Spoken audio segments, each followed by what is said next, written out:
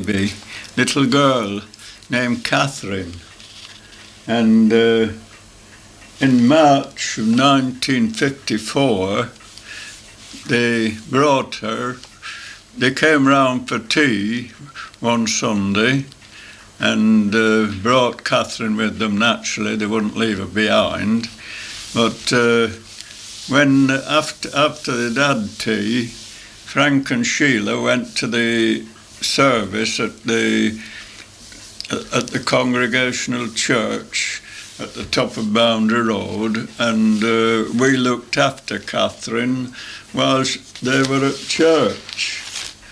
And later on that month, on March the 29th, Mum's sister Elsie came to see us. Of course, she'd got a particular reason for coming to see us, because she'd been housekeeper for a good many years. In fact, ever since she left, she'd been in service with Mr. Turton near St Helens, and she'd been there since she'd left school. And Mrs. Turton, of course, had died quite a long time ago, but Elsie had acted as housekeeper for Mr. Turton after Mrs. Turton died.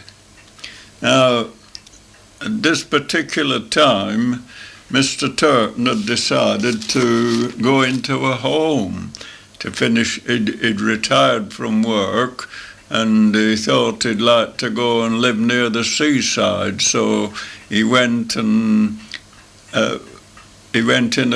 some kind of a home for old people on the coast. Well, of course, this meant that Elsie was without a home. So she knew, of course, that we'd got spare bedrooms in our house, and she'd always been very good to our children when they were younger, and she'd come with the idea of asking us if she could come and live with us. Well, we agreed to it. We couldn't see any reason why not. We'd plenty of room and we're just on our own. So we said, yes, you can come and live with us. So she went. Of course, she had to go back to St Helens and pack all her things up and get rid of surplus stuff and that sort of thing, like you usually do when you're changing your habitation. And on April the 12th, she definitely came to live with us. Now, there was she knew some neighbours near her who were very friendly with her. Their names was Mr. and Mrs. Charnock. And Elsie had left one case behind when she came to live with us, because it was more than she could carry all on her own. Of course, she came by train. There wasn't all that many people with cars then, but these people, the Charnocks, they had a car. And as they were coming Nottingham way later on, they brought these spare cases with them. And of course they came in and had tea with us. Then, well, so far as home life is concerned, I've got to make a break here to tell you about something that happened about this time at my work. We'd got unfortunately, we'd now got a communist shop steward in the shop. And like most communists, he was always seemed to be looking for trouble. If he asked for anything, and it was refused, instead of wanting to talk the thing over and see if could come to any sensible agreement without any trouble, the first thing he thought of doing was going on strike and forcing the issue. And this happened at this particular time. Well, I was always against this sort of business. I thought that they ought to keep to the rules of the union. And what he was trying to do was to take the matter into his own hands, and by getting a vote of the shop in his favour, to call a strike in order to force the issue. Well, they had a shop meeting. I opposed it, along with one or two others, but we were in the minority. And so the strike duly took place. But I was determined I wasn't going to be browbeaten by such as him. And myself and nearly a dozen other men, we refused to go out. And we were proved right, because they went out one day.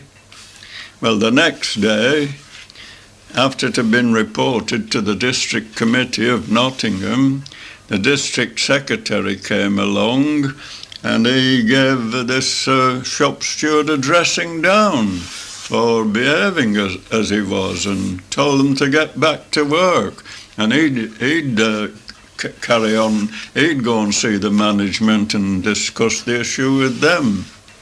So that was when I first began to stand out against these left-wingers who were always trying to make trouble. Of course, those 12 of us who had stayed in, naturally we weren't very popular with those who went out. But that didn't bother me. Well, to come back to the family, Eileen's boy, Graham, was found to have a heart condition, which was rather unfortunate. And Eileen and John, together with Graham, of course, had moved over to Stapleford, to a properly built brick house. And on Sunday afternoons, especially even in winter, but particularly in summer, I used to go over to Eileen's, and I used to take Graham out in a pushchair. And of course I was doing this quite a few Sunday afternoons, but this particular Sunday afternoon is one that I remember well, because I took him to Stanton. And there's a big ironworks at Stanton, and just when you get to the entrance to this ironworks, which stands on the main road, of course, going into Stanton village, there's a kind of a track where the goods wagons go backwards and forwards on a branch of the railway, and pulled by a steam engine. Well, I took Graham one afternoon to see this steam engine going backwards and forwards, shunting wagons and all that sort of thing. And he really loved it. He was very pleased. I think he would have stayed all afternoon watching it. But of course we couldn't do that. And we had to... Of course we had to go back home, naturally. Now, the next thing that seems of any interest is that on July the 31st of that year, we left for a holiday at Bridlington. And we'd never been to Bridlington before, and we found it a very nice place. and we were fortunate in that we got a good billet where he gave us good food and looked after us well. And we, in the mornings, there used to be boat trips, and they took you right out into the sea, and that was about 7 o'clock. Of course, it used to go on all day. This did, but this particular one used to go out at about 7 o'clock in the morning. And of course, whenever we went to the seaside, Mum and I always got up early and had a good walk along the front, gave me an appetite for my breakfast. Apart from that, I wasn't a good one for lying in, because I got up regularly at 6 o'clock to go to work, and actually woke at that time. I was ready to get up and get going, even when we were on a holiday. And so I went out as usual for a walk along the front, and when I found out that this boat was going, I got on it, and we went right out to sea, and there was quite a lot of people on it, mostly young people, of course, but there's a fella on with an accordion, a piano accordion, and he was playing all the popular tunes, and of course we all gathered round and sang these tunes, and it was really an enjoyable hour before breakfast. The only thing, it was bitter cold out at sea. Mum and I also went to Flamborough Head, and there's a lighthouse there, a very steep cliff, and when the weather's bad, or if it was misty, there's a kind of a foghorn keeps going, and it's quite eerie standing there listening to this foghorn going, and you look out to sea and there's a mist hanging about and you can't see, and you're wondering what's going on at the other side of that mist. But apart from all that, we had quite a nice holiday at Bridlington, and it wasn't the first one, because we went quite a few times after. Well, things went on very much the same. It was just a kind of a routine, going to work in the week and doing the same thing on Saturday and Sunday. But towards the end, of course, although I hadn't been as busy with the union as I had been before the war, when I'd been the secretary, I'd had to give those jobs up, because I couldn't possibly carry on and put the hours in at work that I had to do. And with me, the country came first, and so I'd given up most of my offices in the union, but at the election of officers this particular year, 1954, I was elected president of the Beeston branch, and that nearly brings me to the end of that particular year, except for Christmas. And we had a nice Christmas when, of course, we had all our children and their husbands and their children with us for the Christmas tea. Well, I don't seem to remember much about 1955, not the kind, that is worth recounting.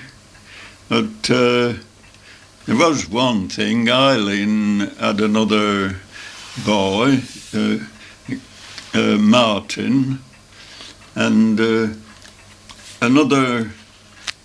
I took Graham again on one of these Sunday afternoon walks. This time, it was in June, in the middle of summer, of course. I took him as far as Woollerton Canal, and of course there was a lot of tadpoles and minnows in Woollerton Canal, and he was quite interested. We had took a net with me, and expecting I'd be able to catch something, and a glass jar, so with water in it, so that we could, if anything we caught, we could put in this. And we had a nice afternoon catching tadpoles and minnows, and Graham really enjoyed that as well. Mum and I were having regular summer holidays now, and this year we decided to go to Paynton in the south of England, and we booked in for 2 weeks. And we were very fortunate on this holiday because we had perfect weather the whole time, nice sunny warm weather. And of course, apart from the many places we visited in South Devon, one was Dartmouth, I remember. I remember we visited Dartmouth. And then we had a trip up the River Dart, which runs inland, and I can't remember the name of the place we went to, but it took us all afternoon to get there. So it was a nice long trip on the river, and we visited. Of course, it wasn't a great way. Paynton isn't a great way from Plymouth. And my sister Mary was living in Plymouth at that time, so we paid her a visit while we were there. And I remember one other thing was that instead of coming, because the railways were very busy at that time of the year, we knew they'd be crowded on the Saturday. That was the day we had to go back. So we decided we'd go back the night before on the night train. And we had a nice, comfortable journey that way. We landed in Nottingham the next morning, Saturday morning, but that was all right. We were just about right for the buses, and we were able to get a bus home. But that's about all I can remember for that particular year.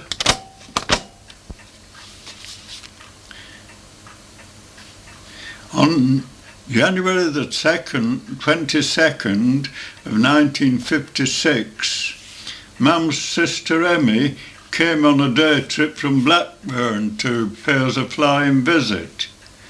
And on the 28th of January, Mum, who had not been very well for a long time and hadn't been satisfied with the Dr. Thompson it was, who we were under at that time, decided to change her doctor. And as it happened, there was a new doctor who had opened a surgery in Abbey Road. His name was Dr. Thompson. No, I'm wrong there, excuse me. Dr. Thompson was the one we were under. His name was Dr. Hutchinson. Now, he'd opened this surgery in Abbey Road, and he was only a young doctor in his early 20s, and he'd hardly any patients. He was just starting up on his own, you see. So, I went round to get our cards changed over to him, and he was very glad to accept us, because when I got to the surgery there was nobody in there, and when I knocked at the door, come in, and I went in, and I was able to get attended to straight away and tell him what I wanted. So he took our old cards, and And in a few minutes I was out again, and there was nobody else in the surgery, nobody else in the place apart from the doctor. But mind you, he turned out to be a good doctor, and he had a very big practice later on. But enough of that at the present. In March, Mum was in bed with bronchitis. In fact, she was in bed a good week, in fact, just a little over a week before she got up again. And then in May, she had another do. So she was having a bad time at this time. One of her chief troubles, of course, as I mentioned earlier, was this trouble with her ear. And sometimes it could be very painful, and it took a lot of guts to bear it all, I can tell you. I'm glad I haven't had anything like that. Not so bad anyway. I've had bits of things, but nothing to compare with that. And on May the 29th of that year, Eileen's little boy, Graham, he went to Sheffield Hospital for a test in connection with his heart trouble. And he was there about a week. He came home again on June the 6th. Then the next thing that happened of any importance was that Sheila's second child was born, another girl named Teresa.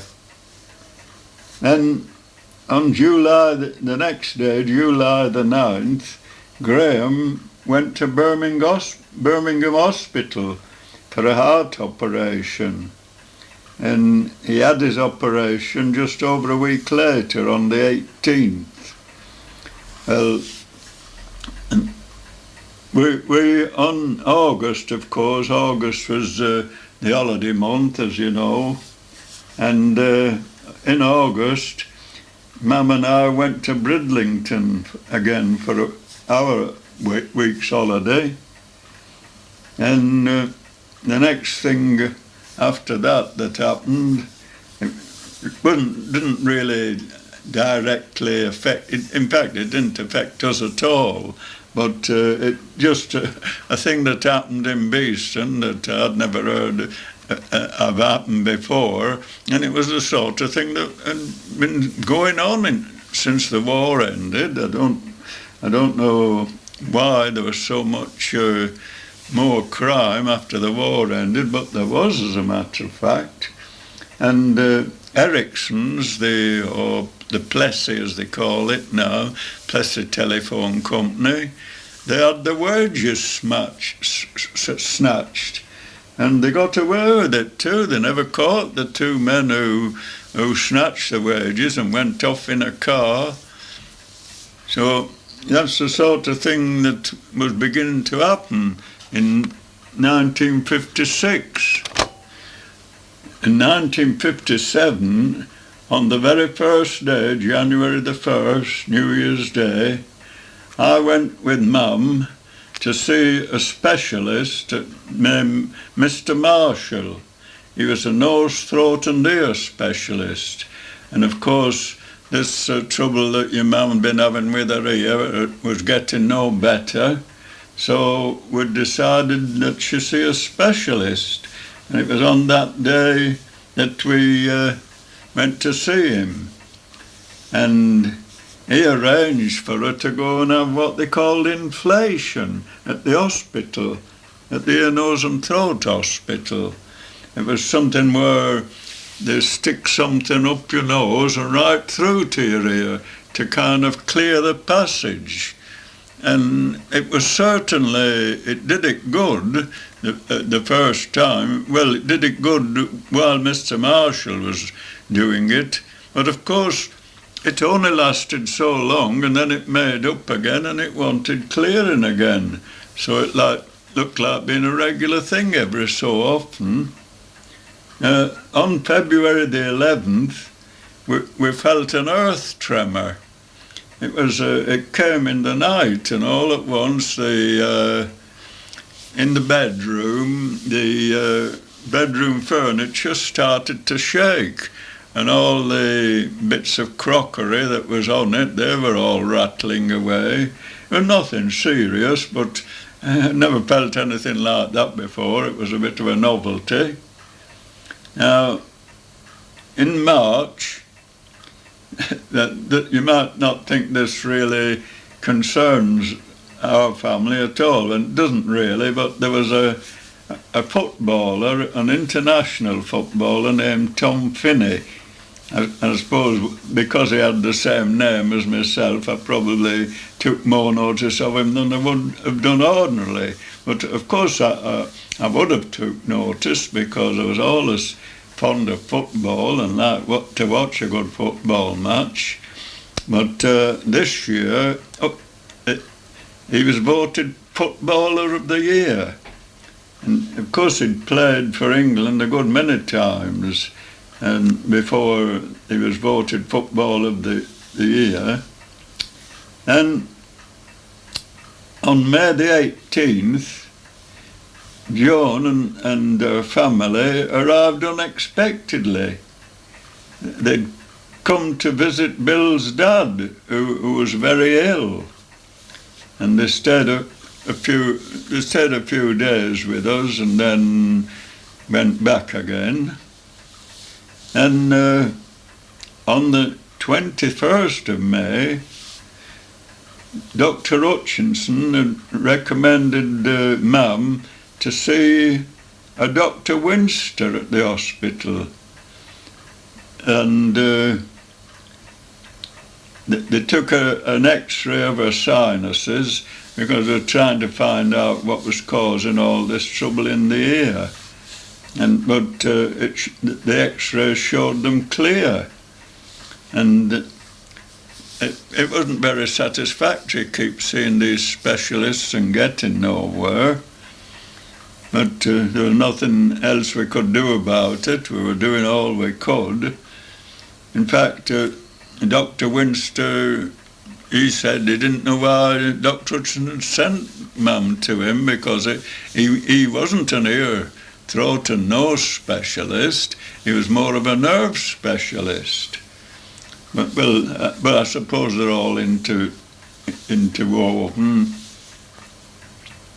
And the usual thing came round, the August holidays. So this year we decided we'd spend a week with Joan. Well, we hadn't seen her for quite a time, and now she'd moved. In fact, she'd moved quite a few times. I don't know whether I've told you much about what happened to Joan after the war was over, but I know they were first at one place and then another, always on farms, of course. And this time, Joan's husband, Bill, he'd gone to manage a farm in a place called Middletown in Shropshire.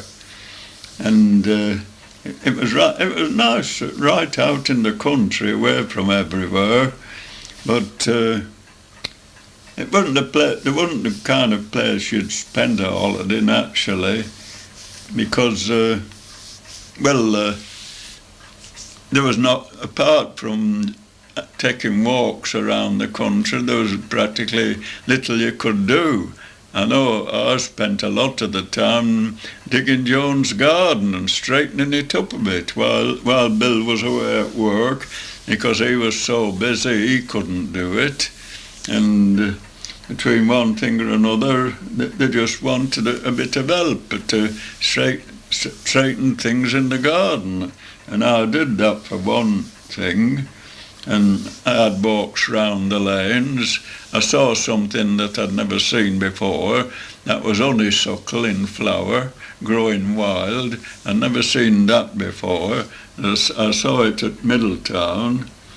And while we were there, we went to have a look round Shrewsbury.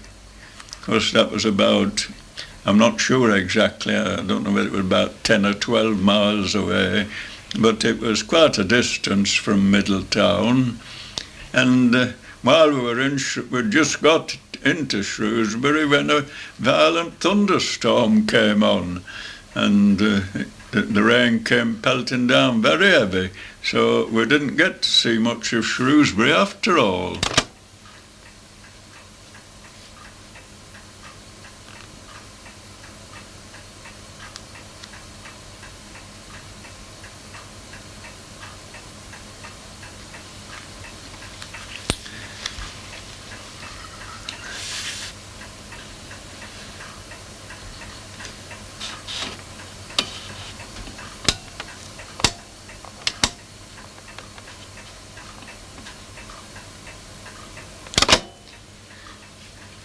Of course, with regard to this, the only things I can tell you really about the years gone by, especially the later years, is most of them are things that I'd jotted down in my diary at the time. Otherwise, I wouldn't even be able to remember all these things. What happened at the beginning, we'll say, in my first 50 years of my life, I seem what I consider was important things, I seem to be able to remember. But from about 50 onwards, it's only just very important, or what seemed important items at that time, that I jotted down in my diary. And so that's the only reason I'm able to tell you about some of these things. For instance, in 1959, Mum got a nasty dose of flu. And I can remember this all right, because she got it, as I say, on March the 8th in 1959. And then the next day I got it from, I don't know whether I got it from her or whether we both got it together, because we'd been to Derby on the Saturday, and we went in a cafe, and actually we'd gone in for a meal, and because I didn't, when I went up to the place where you get the food, I thought it looked rather dirty, and so I said to Mum, well, we'll just have a cup of tea and go. We're not going to eat anything in here. And whether that had anything to do with it or not, I don't know. But it was a really nasty flu germ. And so the Monday we were both in bed together. Mum seemed to have it worse. I was just able to get up and go down and make a cup of tea, and that's about all that's all I did. And we'd got the telephone now, and I'd phoned the doctor, and of course when he came I had to go downstairs and let him in, and then as soon as he'd gone I had to get back in bed. So, and we were it took us about a fortnight to get over it. In the spring of this year, we had some disturbing news of Graham's heart condition. We'd hoped that after the operation that he'd had at Birmingham, that things would begin to look up.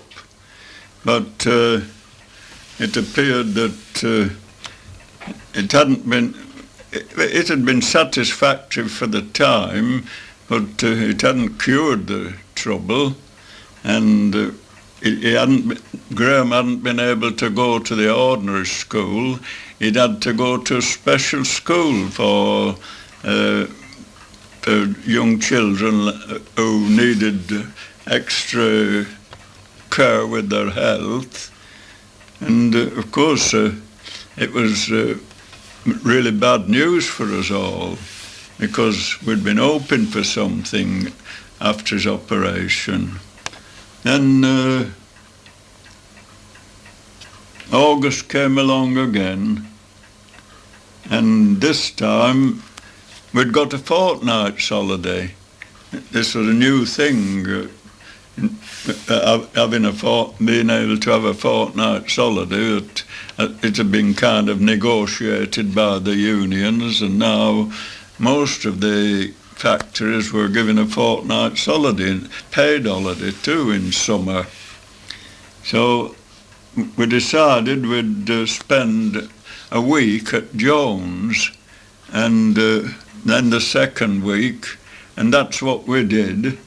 We spent a week with Joan, but she'd moved again from the last time I mentioned. Now they were at a farm called Ollybush, which was, this was outside Bishop's Castle, and that's just near the border of Wales. You've got to go to Shrewsbury to get to these places, then you take a long bus drive and brings you to Bishop's Castle, and there's these different, it's mostly farming country around there, so there's plenty of farms, and Joan's husband had been on 3 different farms in this particular locality, and all within easy distance of Shrewsbury. So now, this was in this locality, at any rate, this was the last of the farms that they were at, and it was almost on the peak of a hill. It was I believe it was about 900 feet up. I know when the first time we went up, we had to, Bill had to bring the Land Rover down because it was such a steep climb for us.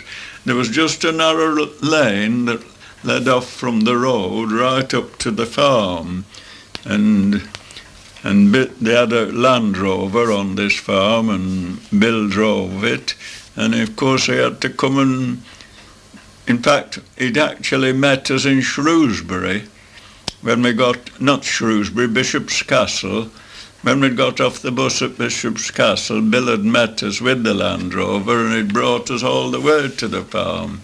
So we never really had to climb up to the farm, although on one occasion I walked down to do for some reason, to get to the main road. I forget the reason I did it, and then I had to walk back because I couldn't expect. Well, Bill was away at work in the fields in any case. While I was there, I visited a place called Clun, which wasn't a great distance away.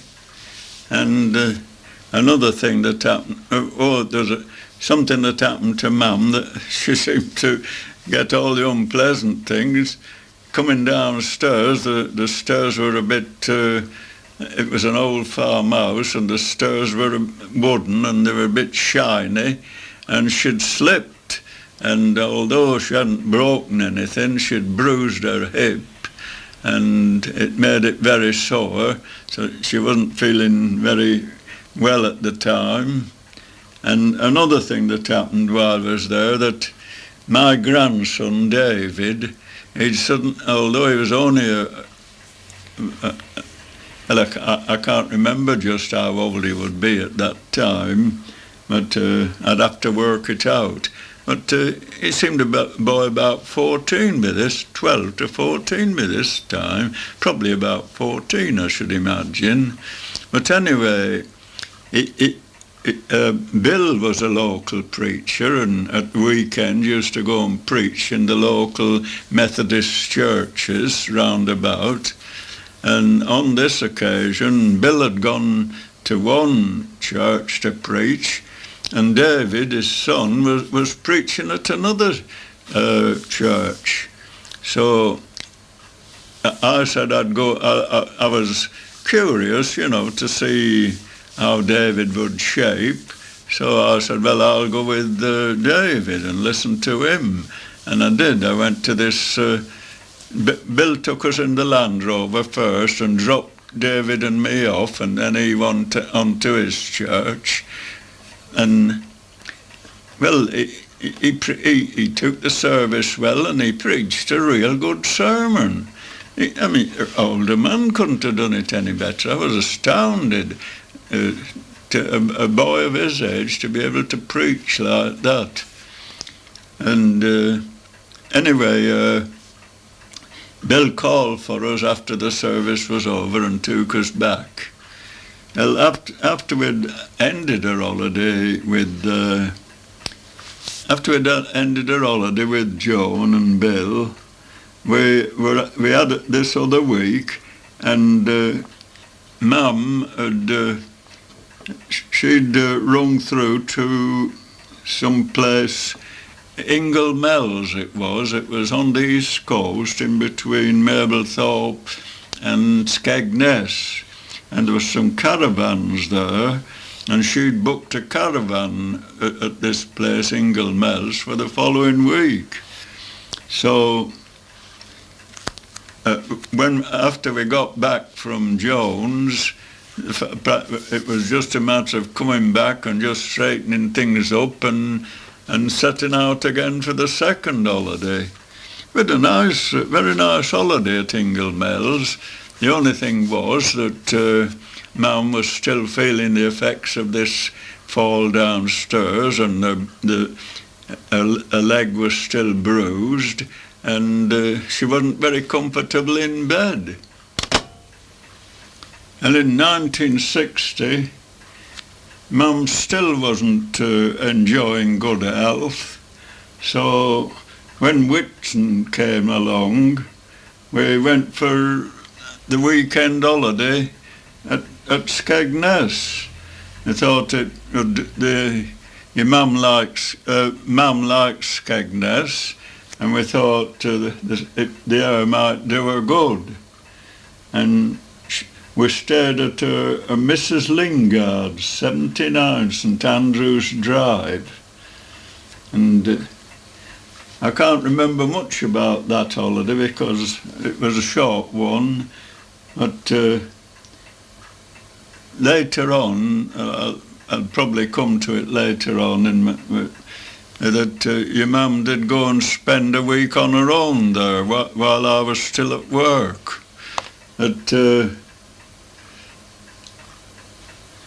On June the 23rd, we were watching TV, and they were showing the train that goes up Snowdon in Wales, and the television camera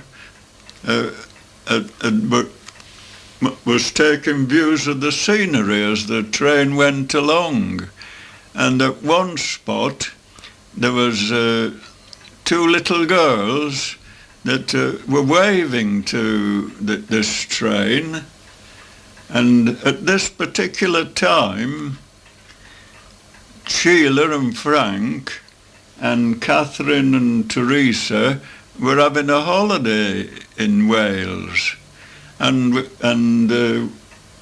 thought we recognised the two little girls, and we found out that it was actually, when they came back from their holidays, they told us that this TV camera had taken them as they were stood at the side of the railway track. So it was really quite interesting, because at that time people didn't have TV cameras of their own like they can today.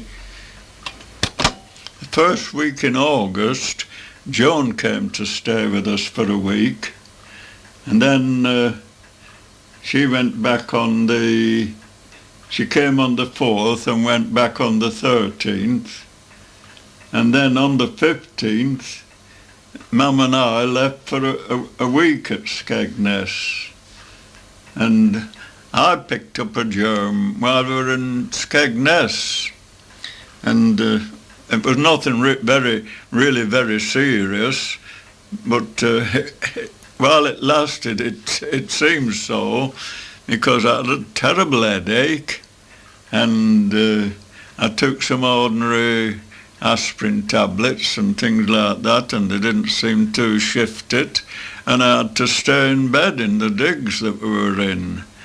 Unfortunately, Mum mentioned it to one of the other guests in this boarding house, and it was a woman, this other, and she'd got some tablets that her doctor had given her for acute headaches, that sort of thing, and she gave your mum a couple of tablets and told her to get me to take them.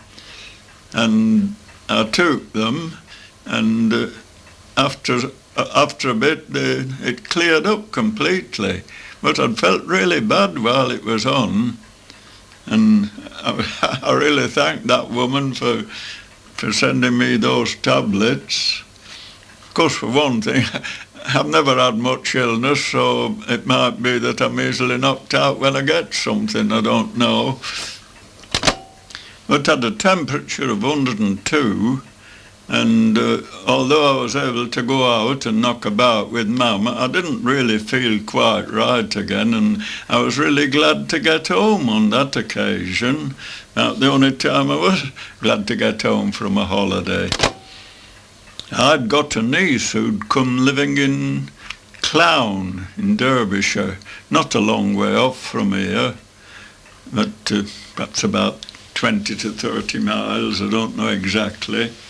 But she'd got married and she'd got children, and so I decided one Sunday I'd like to go and see them, and we got in touch with Frank. Had got a car by this time, Sheila's husband, and he said he'd take us to Clown to see this niece of ours.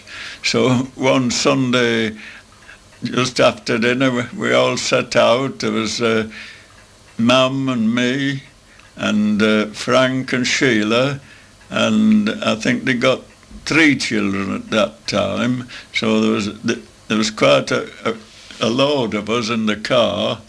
But we went there and we had a nice afternoon with them. We had tea with them.